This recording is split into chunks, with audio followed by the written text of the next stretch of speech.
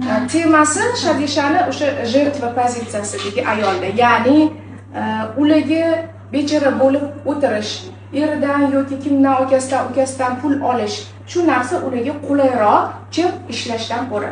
Sizlar hech qaysinglar jertva pozitsiyasidagi ayol emassizlar. Nega sizlar hozir o'qishga keldinglar? O'qiyapsizlar. Bekorga Alloh sizlarni bu yerga o'tkazib qo'ymadi. Demak, xayrlisi bor. Lekin bu degani o'qishni bitirdim. Ertaga men 20 ta patsient kutib turibdi. Nazorat opamga o'xshab kuniga 250 mingdan massajga boraman. Kuniga meni 1 million, 2 million pulim bo'ladi, mas qizlar.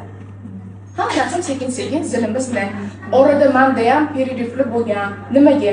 Bu biznesdan ko'ra balki boshqa biznes boshlayman deb Turkiyadan mollar ham olib kelganman orada. Lekin yana aylanib mana shu o'zimning ishimga, kasbimga qaytaverganman. Sababi baribir men bolalar bilan, ayollar bilan ishlashni yaxshi ko'rarkanman. Sizlar o'qishga keldinglar, harakat